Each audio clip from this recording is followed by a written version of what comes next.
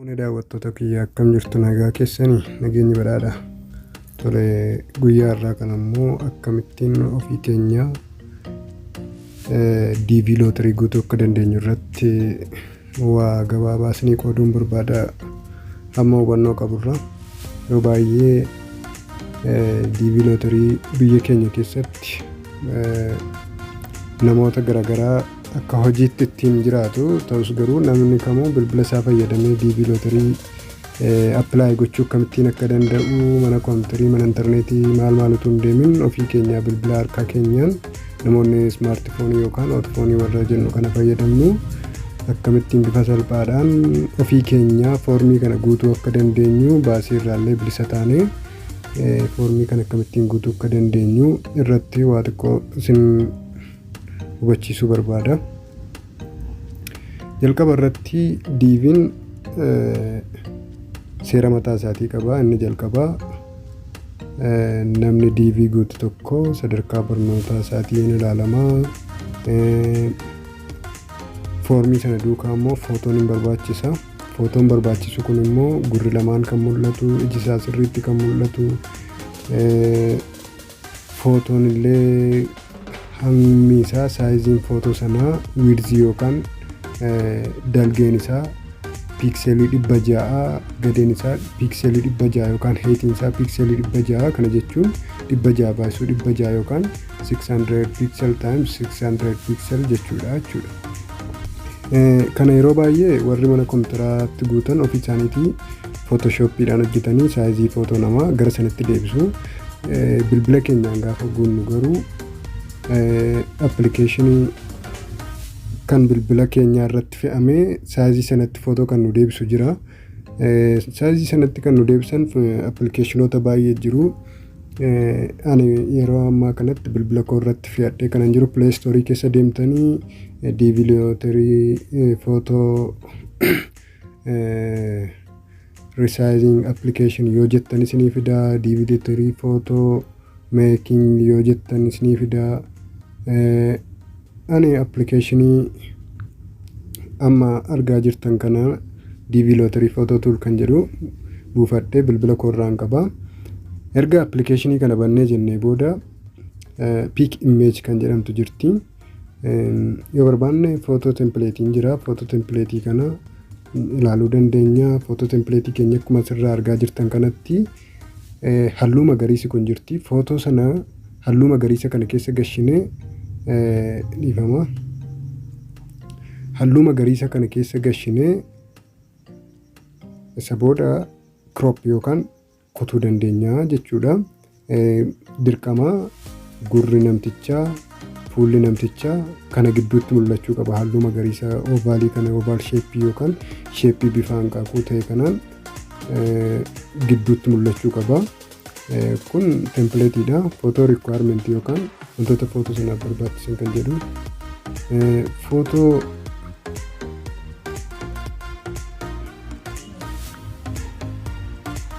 Photo requirement kan jedhu appilikeeshinii kana jalatti barraa'ee jira. Fakkeenyaaf your photo must be taken within the last 6 months jedha. Footoon sun ji'a ja'asitti kan ka'e ta'uu qabadha. Background must be plain white or off white. Background footoo sanaa adii yookaan amma ta'e adii ta'uu qabaadha. Full face directly facing the camera. Kallattumaan fuulli namicha sanaa kaameeraa keessatti galuu qaba kan jedhu jechuun namtichi sun kallattiimaan kaameeraa ilaalee kan ka'e footoo sirrii ta'uu qabaa jechuudha. Taken in front of a plain white or of white background dha sirriidha. Background yookaan dugda duubni footoo sanaa adii ta'uu qaba. Fuulli namtichaallee guutuu ta'uu qabaa jedha. Kunneen wantoota barbaachisoo ta'anidha. Akkasumallee your photo may not be digitally enhanced, may not be altered in any way. You must remove red eye. Editii garaagaraa hin barbaachisu.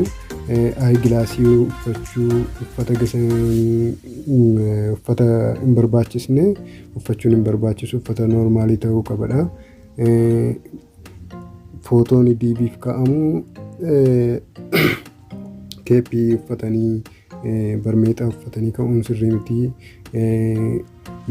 Waan bareedinaa shamarran kan gurra irratti godhatan dhiironni illee amma godhachaa jiru. Wanneen sun hin barbaachisu. Eerfoonii waayirlees and free device warra jennu sana gurratti godhachuun hin barbaachisu. Daa'imman gaafa itti daballu warreen daa'ima qabdan immoo daa'imni sun daa'ima sana biratti namni kan biraan daa'ima sana bira dhaabbatee ka'uun hin barbaachisu. Daa'imni sun immoo seera footoo ammaa guutee ka'uu qaba. Kaameeraa keessa ilaalee ka'uu qaba jedha. Kanaafiyyuu daa'ima keenya gaafa suuraa kaasisuuf jennu waan sana gaafa guutuuf jennu daa'ima sana lafa keenyee shaakaluu qabna dura. Isa booda suuraa DV sana kaasuufiin barbaachisaadha jechuudha. Tole gara footoo keenya hojjechuutti yoo deebinu piik imeejii yookaan imeejii fudhachuu kan jettu kun jirti halluu parpilii kan taate isa boodas keessaa akkaataatti fudhannu filannaa. Ani karaa footoon deemee filadha. Karaa footoo keessa footoo baay'ee jira. Footoo baay'ee jiran kana keessa ani footoo kanan barbaade lafan barbaade fudhadha. Footoo hamma ta'e gurri kun mul'atu keessaa fudhadhee footoo kana gara footoo DV looteriitti deebisuuf dirqamaa jechuudha. Amma kunoo naaf fidee jira. Baawundarii yookaan daangaan jirti. Daangaan asiin kun jirti.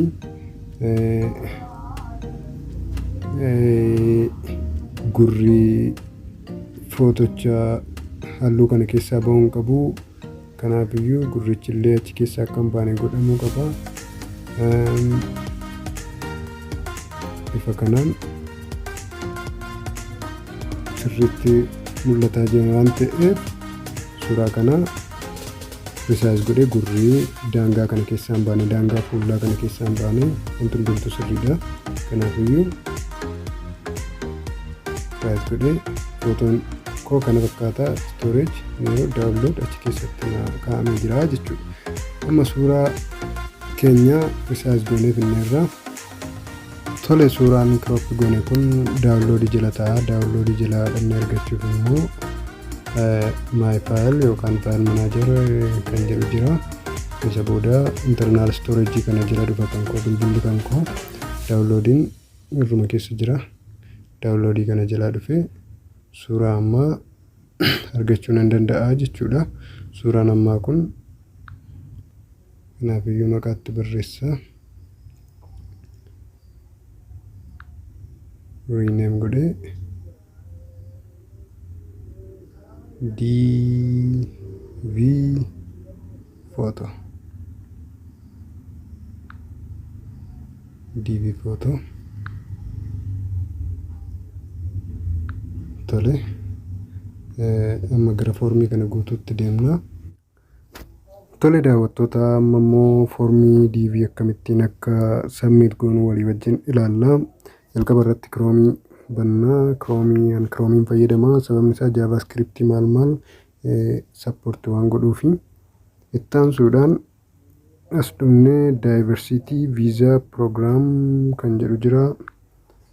Sana barreessinee sarchi goona. Isa booda kallattii mana yoo barbaanne adreesii kana seennee argachuu dandeenya. Electronic Diversity Visa Program kan jettu kana kilik goona. Kallattiimaan gara nu barbaannutti nu dabarsaa jechuudha. Kana booda instruction yookaan akkaataatti waan sana deemnu instruction wantoota nu guutuu qabnu maal akka ta'e dubbisuu dandeenya. Waliin ilaalaa turreerra. 2023 DV kana guutuu fi wantoota instructionwwan yookaan ajajoota jiran ulaagaalee jiran beekuudhaaf as keessa tuqnaa. Photo instructioniin jira. Photoon amma ta'uu akka qabu maal jira. Begin entry kan jedhu jira. Begin entry kan jettu kana dhumna nuyi. Foormii keenya jalqabuuf deemna waan ta'eef jechuudha. Begin entry kana irratti click goona. Begin entry erga jenneen booda authentication code dhufa. Authentication code kanaan koodii garaagaraatu nuu kennama.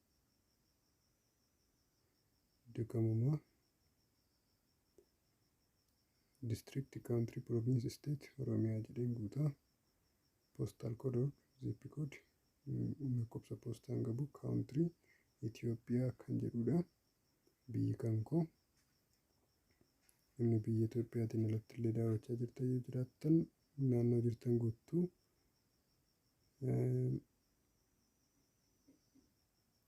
mallee biyyuma koo Itoophiyaa guutaa kaantirii yeroo ammaa jiraachaa jiran Itoophiyaan jira waan ta'eef imeelii koo itti guutaa. Lakkoofsa bilbilaa opshinaaliidha dhiisuun hin danda'ama. Imeelii irra deebiidhaan konfirm godha. Sadarkaa barnootaa yeroo ammaa qabu jedha. Sadarkaa barnootaa kan mataa keessanii piraayimari iskuulii ta'uu danda'a, iskuulii ta'uu danda'a, iskuul digirii ta'uu danda'a, vookeshinaal iskuulii ta'uu danda'a, yuunivarsiitii digiriidhaa maastarii ta'uu danda'a, dooktireet levelii dooktireet digirii ta'uu danda'a. Akkasumas sadarkaa gaa'ela keessanii anmeeridii yoo kan hin fuune yoo ta'e, yoo kan fuudhe ta'e immoo meeridii yoo kan wal gadhiise ta'e. Kontiiniyu kan jettu kana tuquudhaan gara isteeppii itti aanutti dabarraa. Isteeppiin itti aanu odeeffannoowwan amma gashine hunduma isaa utuu gara daataa beezii jiraatti hin ergamin dura hiriirii yoo jiraate irra deebinee akka nuyi sirreessinuuf nu gargaara. Yoo dogoggorri jiraate gootu baak paartii waan kan jedhu tuqnee duubatti deebinee sirreessuu dandeenya. Yoo kanaan achi sammiit kan jettu halluu magariisa kan qabdu kana tuqna. Sammiitiin kun erga tuqamee booda odeeffannoon keenya jiraaf ergameera waan ta'eef confirmation numberii nu ergaa. Confirmation numberii kana mallattoo piriintii gararraa jirtu kana tuquudhaan piriintii keenya gara PDF tti deebisuu dandeenya. Yoo kanaan achis immoo screenshot goonee fuula kana kaa'achuu dandeenya jechuudha. Kun dirqama hin qabu. Namoonni warri mana kompiitaraatti DV isiniif guutan fuula kanadha kan isaan control plus p yookaan print godhanii isinii kennanii jechuudha. Asirratti kan barbaachisu confirmation numberii, year of birth, entrant name kan jedhu kun jalqaba gaafa DV keessan check godhattan riizaaltii keessan bara 2023 tti gaafa check godhattan wantoota kana isin gaafata waan ta'eef wantootni kun hin barbaachisu. Odeeffannoowwan jalqabarraa ammaallee hundi isaanii hin barbaachisu. Seeraan qabachuun murteessaadha. Kun fuula save as PDF ti. Odeeffannoon gara jalqaba guutameef amma gaafa select taatan guutamu garaagara ta'uu hin qabu. Isteeppiiwwan kana hundaa yoo guuttanii seeraan waan barbaachisu hunda seeraan keessanittu ta'ee carraanii selektii ta'uu keessanii bal'aadha. Yoo odeeffannoon kun sirrii miti ta'e garuu carraan selektii ta'uu keessanii dhiphaadha. Odeeffannoo guutummaan guutuutti guutuun baay'ee murteessaadha DV lootirii guutuu keessatti. Kanaaf DV lootirii guutuu jechuun kana fakkaata. Asirraa beekumsa gahaa argattaniittu jedheen amana. Kanaaf gara fuulduraatti viidiyoowwan babbareedoo teekinooloojii wal qabatanii akkasuma qophiilee bashannanaa garaagaraa animeeshinii afaan oromootti hojjedhee isiniif dhiyaachuuf qophiirra jira. Waan na daawwattaniif galatooma. Sabiskiraayib gochuun